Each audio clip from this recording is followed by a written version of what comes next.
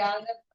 Eu vou falar fora do microfone para que as pessoas com deficiência pessoal possam localizar onde a gente está aqui em Paulo. Me autodescrever. Eu sou uma mulher morena, de cabelos encaracolados, na altura dos ombros, visto um blazer azul marinho, uma blusa verde, um colar de miçangas bem comprido e me divertei do salto.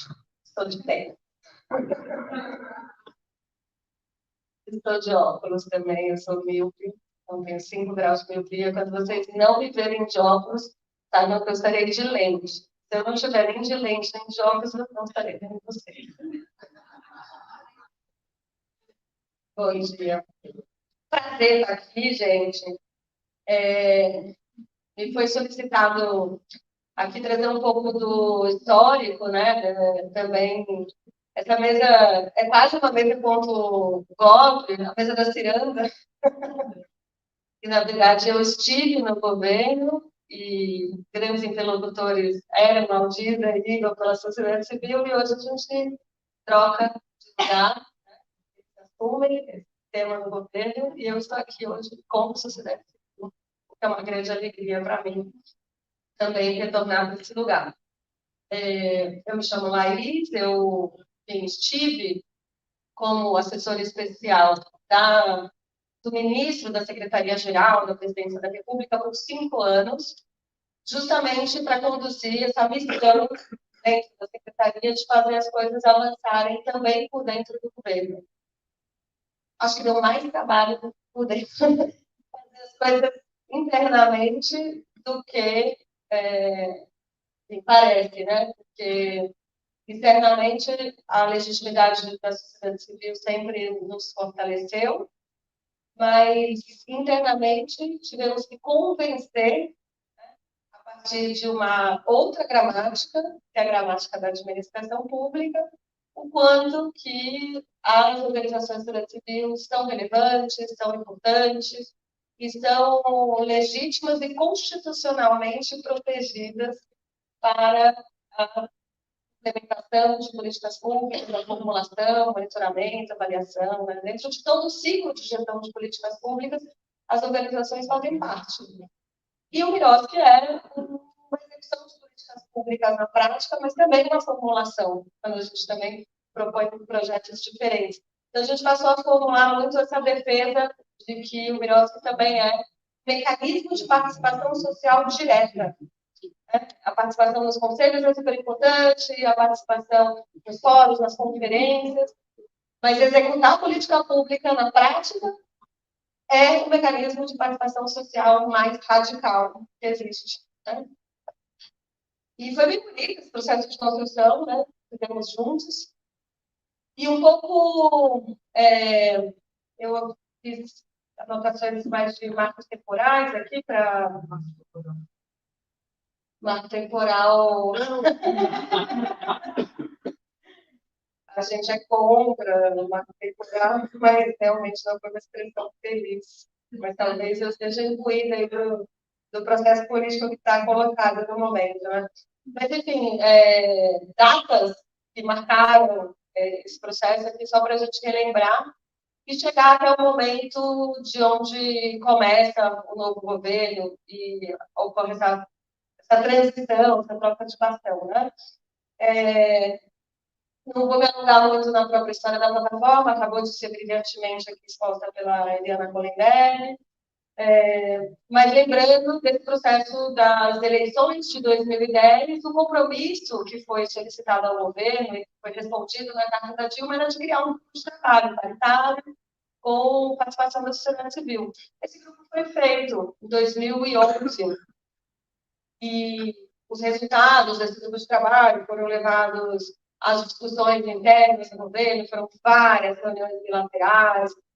As pessoas perguntavam, nossa, mas como assim? Pagar pessoas? Pode isso? Né? E aí tinha que ir fazendo toda a construção. A gente chegou a fazer pesquisa de lei de acesso à informação nos ministérios para tentar entender como eles tratavam o tema, formalmente falando, para tentar entender onde estavam os preconceitos e o que a gente precisava mudar. Depois de todas as discussões no Congresso, enfim, a gente teve a lei aprovada em 2014, sabendo que ela precisava de aperfeiçoamentos, a gente continuou lutando pelos seus aperfeiçoamentos, entrou em vigor em 2016 para a União, Estados e Distrito Federal, em 2017 para os municípios. Em 2016, a gente teve o golpe e não houve um processo de indução da implementação. E vamos lembrar que o decreto de 726 ele é de 26 de abril de 2016. O presidente é afastado do Palácio do Planalto no dia 12 de maio. A gente está falando de 15 dias finais. A gente teve a publicação do decreto e, claro, não teve nenhum edital, não teve nada feito ali ainda sobre aquela gestão. Eu acabei ficando com a Catiana, com a equipe, um pouco mais, uns 6 meses mais, para terminar um pouco de agenda de formação, de diálogo na ENCLA, enfim, coisas que a gente estava cuidando ali, tentando fechar e deixar o mais enfim, positivo possível, mas já numa agenda completamente sem espaço dentro da nova conjuntura, né? Isso, claro, impactou nos estados e municípios, porque sem a indução do governo federal, a gente também teve uma implementação dentro dos estados e municípios e muitas discussões que pareciam vencidas com a conquista da lei começaram a ressurgir nos espaços e até hoje a gente vive esse processo praticamente de enfim, uma ferramenta maravilhosa que não tem sido bem usada no Brasil afora. Então, a gente precisa mudar esse cenário. Quando veio a eleição do presidente Lula, né, todo mundo do campo progressista seguramente batalhou para que isso acontecesse e o processo de transição foi bastante importante para que a gente conseguisse plantar as sementes de agora.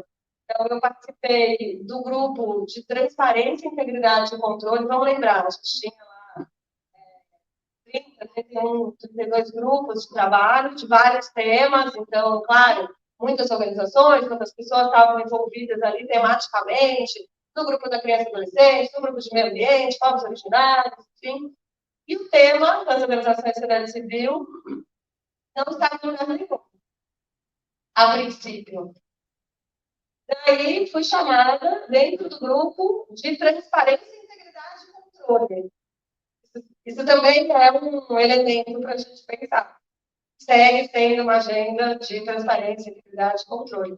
Mas a gente, enfim, não ia abdicar do desafio dessa envergadura, fizemos parte do grupo, foi criado um subgrupo que eu relatei, que foi chamado à época de relações do Estado, e a gente ali fez um diagnóstico, muito em conjunto com a plataforma, buscando posicionar os desmontes que aconteceram nessa área, os problemas, e principalmente ali a gente tinha duas missões. Quais eram as prioridades dos primeiros 100 dias e quais eram as sugestões de estrutura do governo. Porque era a arquitetura que está sendo remontada, a negociação dos ministérios aconteceu naquele momento ali da transição, entre outubro e dezembro, e também os primeiros atos, que simbolicamente precisavam ser editados. Logo depois, enfim, passados, tudo era muito intenso, né, mas passadas umas 2, 3 semanas, foi criado um conselho de participação social. E o Conselho de Participação Social foi muito liderado pelos 8 movimentos sociais que acompanharam essa trajetória, inclusive da campanha do presidente Lula. E na composição desse conselho, bastante diverso, também se tratou do tema das organizações de sociedade civil.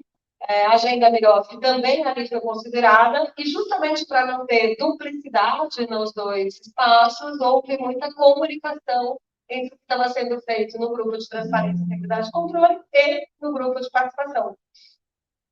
Mas a disputa se deu muito mais dentro do grupo de participação. Eu estou contando essa história porque essa história é muito determinante também para a decisão da estrutura.